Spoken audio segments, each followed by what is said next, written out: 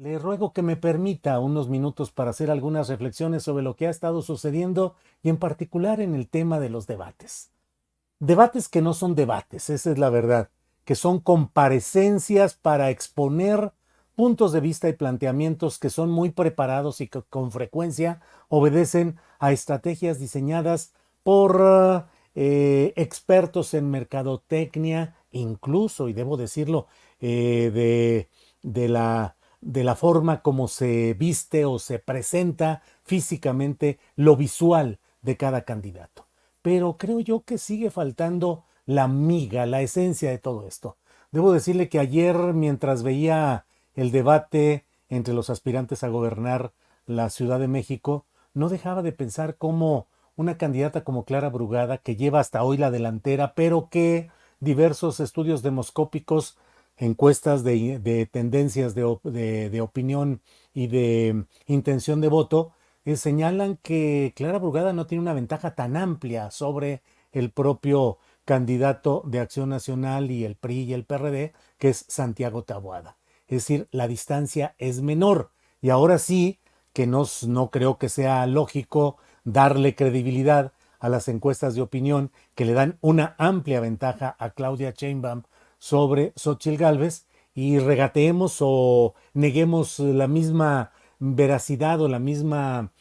posibilidad a las encuestas que reflejan que hoy la diferencia es menor. Hay algunas encuestas que están planteando hoy mismo que hay una diferencia de 2 dígitos, pero hay otras que plantean que es de un solo dígito y en algunos casos de 5 puntos porcentuales. Pero a mí me llama la atención el ver primero a un Santiago Taboada que va por todas con un perfil muy agresivo, con una actitud física, con un manejo gestual muy agresivo y en ocasiones casi de una actitud casi rabiosa, de enojo, de encono, la boca hecha hacia abajo, la mirada fiera y la actitud hacia adelante, más que de debate, de agresividad, con alguna serie de consideraciones que pueden ser respondidas tranquilamente, como lo hizo Clara Brugada, pero me parece al mismo tiempo que Clara Brugada se excedió en el manejo de la condición de puntera. Es cierto que quien va adelante, quien va arriba en las encuestas de opinión, pues no debe pelearse ni engancharse, ensarzarse con quien va en segundo lugar. Pero en este caso estamos en presencia de alguien que está en riesgo de que este amasijo de intereses que están en torno a Santiago Taboada pueda caminar y pueda ir hacia adelante. Hubo decisiones que presentó Clara Brugada que me parece que son muy efectistas y poco, es decir, no pueden irradiar, no pueden sustentar una idea de que es una propuesta política muy interesante la de los consejeros Marcelo Ebrard, Ernestina Godoy y Omar García Harfuch, porque la verdad es que los tres van a tener toda su concentración en las tareas concretas que ya tenían desde antes y para las cuales están enlistados. El Marcelo Ebrard buscará ser coordinador de los senadores de Morena como le correspondería conforme a las bases de los acuerdos que se tuvieron en aquel proceso llamado de las corcholatas, recuérdese que así las denominó el propio presidente de la República, y entonces a Marcelo le tocaría, aunque enfrenta la versión y la circunstancia de que Adán Augusto López Hernández pareciera estar peleando, a pesar de que quedó mucho más abajo en las encuestas de opinión, que Adán Augusto parecería estar peleando con la idea de ser pues una especie de representante de la administración que está por salir y la venidera, pero sin los detalles de rispidez y de impugnación que presentó y que sostiene Marcelo Ebrard. No olvidemos que Marcelo Ebrard no ha desistido, no ha declinado la demanda que puso ante la Comisión Nacional de Honestidad y Justicia de Morena, impugnando de manera muy directa, muy confrontacional el proceso en el cual se designó como candidata presidencial a la propia Claudia Sheinbaum. Es decir, Marcelo no se ha desdicho, no se ha retractado de las graves acusaciones que hizo contra la Secretaría del Bienestar, contra la propia candidata Sheinbaum, contra el gobierno del presidente López Obrador, no ha dicho me equivoqué o retiro mi proceso en la Comisión Nacional de Honestidad y Justicia, al menos hasta este momento. Y Marcelo Ebrard está hoy en un papel en el cual él va a pelear por esa coordinación de los senadores o por la Comisión de Relaciones Exteriores y viajar, que es algo que se le da de manera muy natural a Marcelo Ebrard. Entonces difícilmente va a poder él verdaderamente estar atento a una especie de consejería en este terreno. Omar García Harfuch, según ha dicho la candidata Sheinbaum, él y Ernestina Godoy serán invitados al gabinete en el caso muy probable de que Sheinbaum gane la presidencia de la República. Entonces serán secretarios de Estado, consejeros jurídicos, no sabemos exactamente qué, pero seguramente el tiempo será consumido para ellos en el ejercicio de estos cargos. Entonces, bueno, son algunas de estas maniobras que no calan, que no tienen densidad, que no ayudan a fortalecer una propuesta. En el fondo,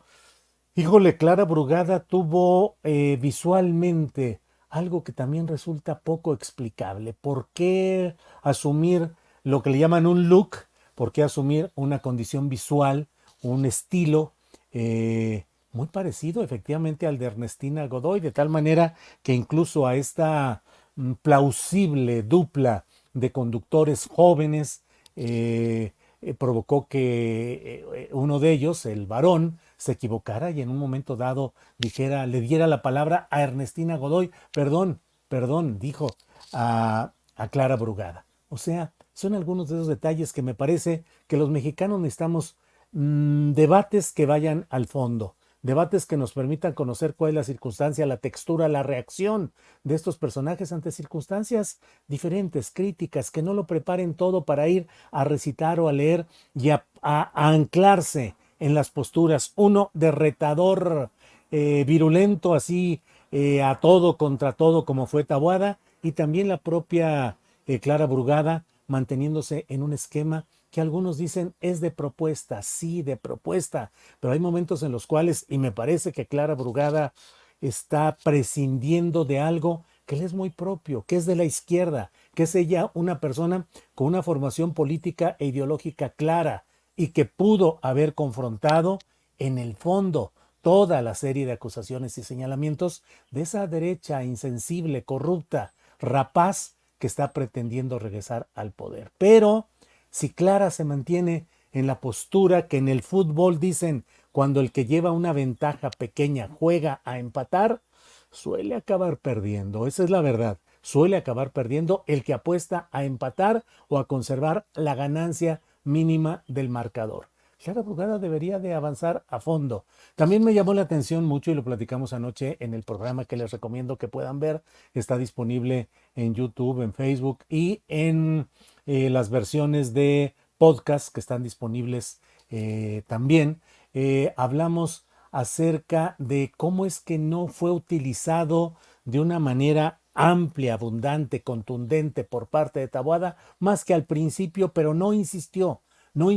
en el tema de este presunto atentado contra Alessandra Rojo de la Vega. Sé que va a sobrar quien me diga, no digas presunto, fue un atentado. No, el atentado el atentado es cuando hay un hecho que pretende modificar una circunstancia política o de poder. Y hasta este momento no se ha confirmado que lo sucedido con Alessandra Rojo de la Vega haya sido un acto que esté inequívocamente, judicialmente ya señalado como algo que intentó modificar una posición de poder y que por tanto deba mencionarse como un atentado. No es lo mismo tentativa que atentado. El atentado tiene una significación política y aquí no se ha demostrado que exista esa connotación política. Me llamó la atención porque el hecho de que no lo utilizara a fondo el propio Taboada no deja de ser una cierta manera de tomar distancia y de colocarse un poco ante la posibilidad de que esto no evolucione, como lo han estado mencionando de origen y luego le fueron bajando al tono, diciendo que era responsabilidad de los gobiernos de Morena, que Martí Batres tendría que asumir su responsabilidad, en fin. En cuestión de minutos después de que sucedió esto, ya estaban la propia Alessandra Rojo de la Vega y el propio Santiago Taboada. En minutos ya estaban echándole la culpa a Morena, echándole la culpa a los gobernantes y asumiendo una narrativa, una retórica absolutamente partidizada y electoral. No hubo lo que curiosamente sí planteó la propia Xóchitl Gálvez, de decir, bueno, no tengo los elementos en este momento, pudo haber sido de que pasaban por ahí o una cosa con significación política, pero creo que no intentaron matarla, dijo algo así Xóchitl Gálvez, desde el momento en que los disparos fueron en la parte trasera del vehículo, donde no corría peligro la vida de la propia Alessandra Rojo. Lo cierto es que no es la primera ocasión en la cual hay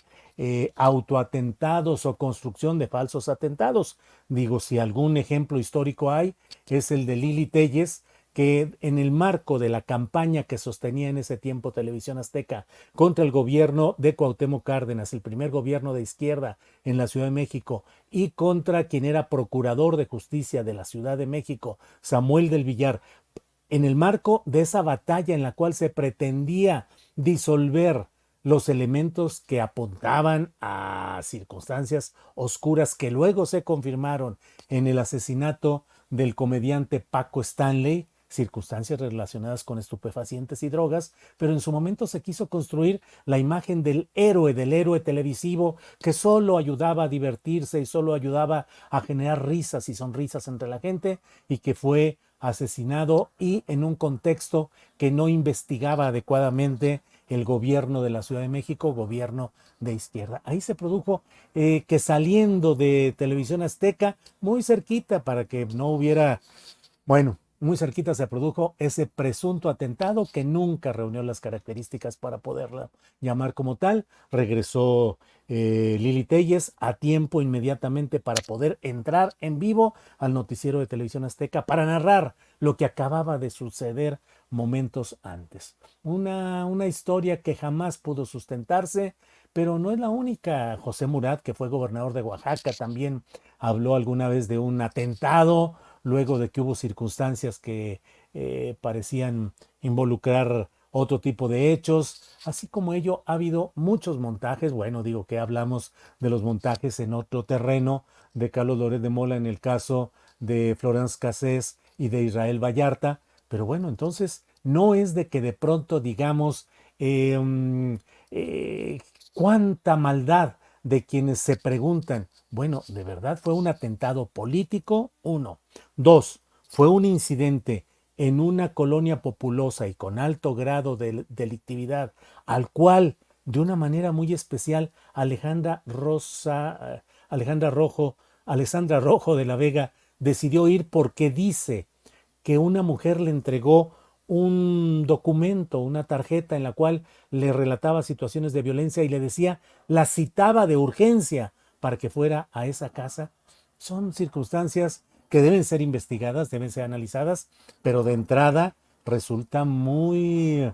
llamativo el que se estén manejando de inmediato la recurrencia al posicionamiento electoral partidista, acusando al adversario, en lugar de decir, vamos a investigar exactamente qué es lo que está sucediendo. Todo esto en el marco de una violencia política que está generalizada en el país y que no cerramos los ojos ante ella, que ha habido candidatos, aspirantes, precandidatos, dirigentes partidistas que han sido atacados, en algunos casos asesinados, en otros amenazados. Sí, de acuerdo, y hay que investigarlos todos. Pero en este caso, la verdad es que la temporalidad,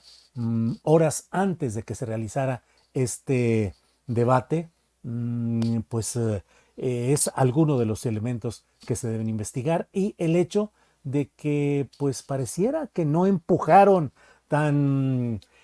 contundentemente como de origen parecía los propios dirigentes, como el propio Santiago Taboada. Bueno, el autosecuestro del obispo del Hotelazo, dice Plutarco Hernández, pues otro ejemplo. ¿Qué hubiera pasado si hubiera terminado fatalmente esa desaparición del obispo y en condiciones diversas, uy, se habría armado todo diciendo, acusando, señalando, con impacto electoral y partidista.